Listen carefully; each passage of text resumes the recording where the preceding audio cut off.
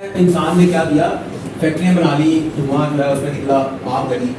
फिर इस तरह से मोटरसाइकिलें, साइकिल्स, ट्रेन, हवाई जहाज, बहरी जहाज, आउटडोर्स, इतनी चीज़ें बना के वो फ्यूल इस्तेमाल हुआ। उसके साथ क्या था कि जो ज़मीन का माहौल था वो गर्म होगा। हम यहाँ बैठे हुए हैं, वो हम पत्थरों के नीचे बैठे हैं, हम रिलैक्स हैं। अगर यही हमारे साथ या इस तरह करके कहीं कोई आग लगा दी जाए तो क्या होगा, हमारे से दूर हो पीछे, लेकिन उसकी क्या होगा, गर्मी हमें महसूस होगी, उसकी दिक्कत हमें आएगी।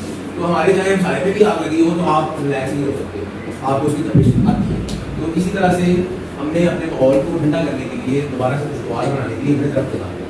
अब होता ये है कि दरख्तों को काटने से, फैक्ट्रियों के धुओं से, कारों के धुओं से, फैक्ट्रियों के केमिकल से क्या हुआ कि इस ज़मीन का दर्जा रहा था वो तब्दील होना शुरू हो गया, गर्मी ज़्यादा होने लग पड़ी।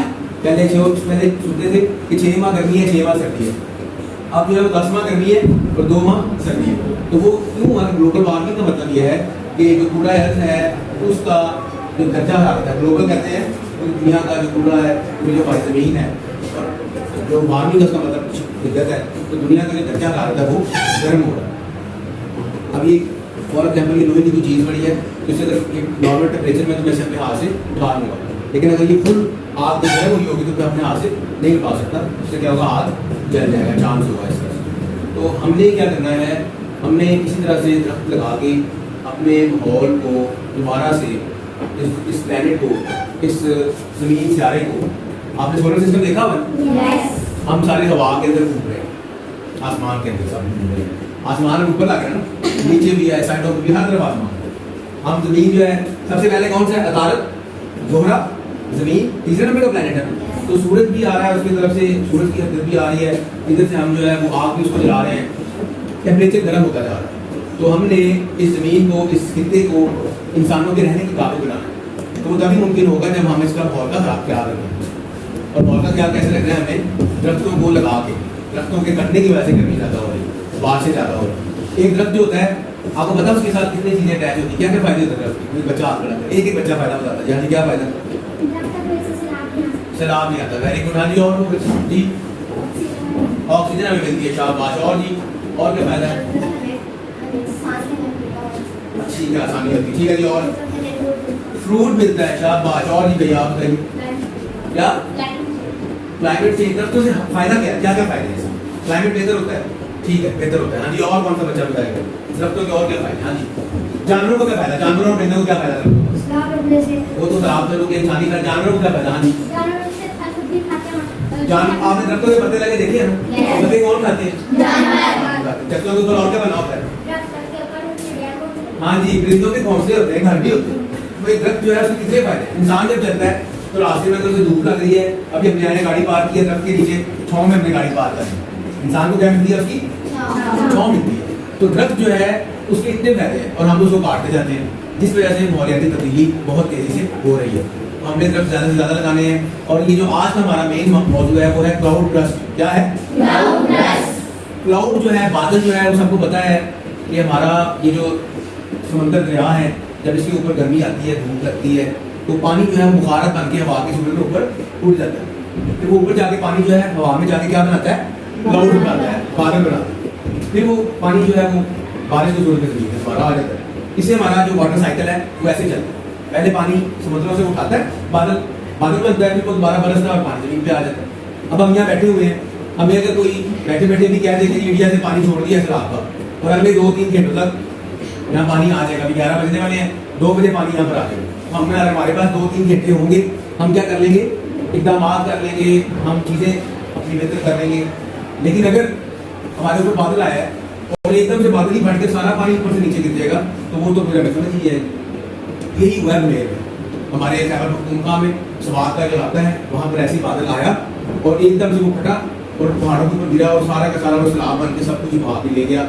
बहुत ज़्यादा लोगों की मौत हुई, हलाकतें हुई, छातें हुई और बहुत ज़्यादा नुकसान हुआ, माली भी, जानी भी। और जो है सारा इंफ्रास्ट्रक्चर जो था वो तबाह हो गया, स्कूल, कॉलेज, वहाँ के हॉस्पिटल जो थे वो सारे के सारे स्वाद ही वहाँ भी ले गया। और वो पानी जब इतना ज़्यादा आया, बड़े बड़े पत्थर जो थे वो पहाड़ों से सिरके और वो भी साथ ऐसे घूमते हुए आ रहे थे। तो वो बेटा जो है कितना ख़तरनाक है। तो हमने इन चीज़ों के लिए कोशिश करनी है, अपनी आने वाली जो नस्ल है, जो जनरेशन है, हमने उसके लिए काम करना है। तो अब जो बच्चे रहते हैं वो आज खड़ा करें, जिनको अब हमने जो प्लांट लगाना चाहते हैं, हम प्लांट देकर वो लगाएंगे 4 बार वेरी गुड, सब बच्चे लगाना चाहते हैं, वेरी गुड, शाबाश। Put your hand down. तो this is the real spirit.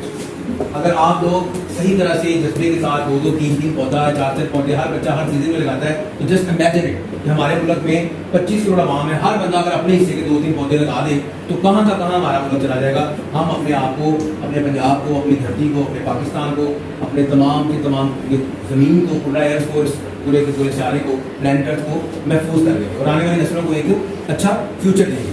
तो ये बच्चों आप लोगों ने समझ लेना है कि इतना ही ज़रूरी है, ये बड़ा स्वाब का काम है, नेकी का काम है।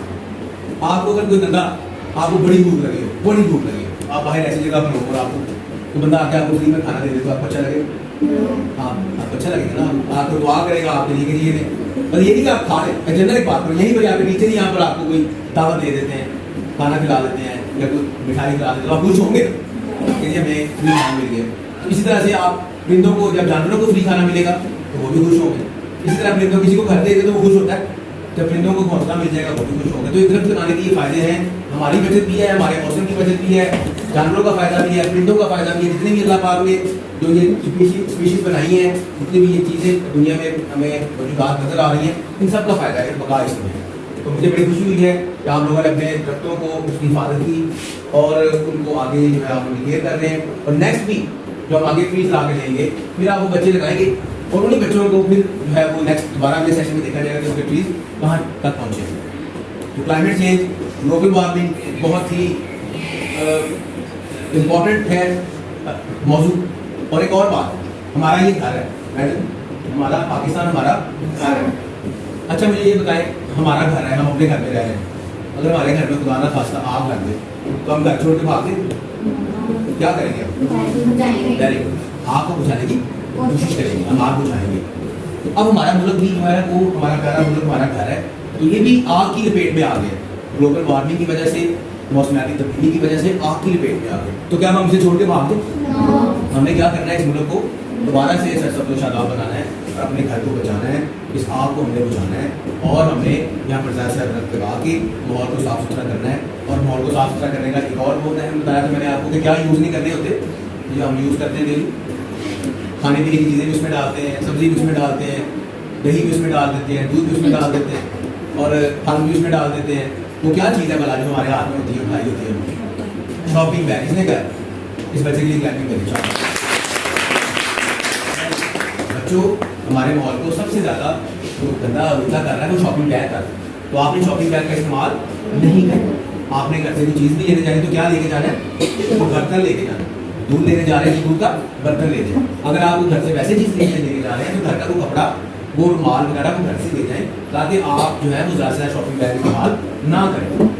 शॉपकीपर से भी गए, अपने मॉल में वालों से भी गए, अपने जानने वालों से भी गए, अपने स्कूल को भी साफ रखें, कोई शॉपिंग बैग नजर नहीं आना चाहिए। घर से जब खाना भी लेके आए उसे शॉपिंग बैग में मत लपेटें, उसे किसी टिफिन में डालें और उसे उस तरह से लें। शॉपिंग बैग में खाना लपेटना सेहत के लिए नुकसान है, जो उसके केमिकल जो है वो साथ मिल जाते हैं। जब गर्म गर्म खाना शॉपिंग बैग में डालते हैं, वो पता नहीं किन किन चीज़ों से बना होता है, वो खाने के साथ मिल जाता है और खाने को जहरीला बना देता है। तो हमने अपने खाने को जहरीला होने से बचाना, तो उसका सबसे अच्छा है शॉपिंग बैग का इस्तेमाल नहीं। तो सब अच्छे से अमल करें। तो अब बच्चों, आपको इस हवाले से कोई चीज़ पूछनी है, ग्लोबल वार्मिंग के हवाले से, क्लाइमेट चेंज के हवाले से, मौसम के हवाले से आप पूछ सकते हैं। बाकी मैडम हैं वो आपको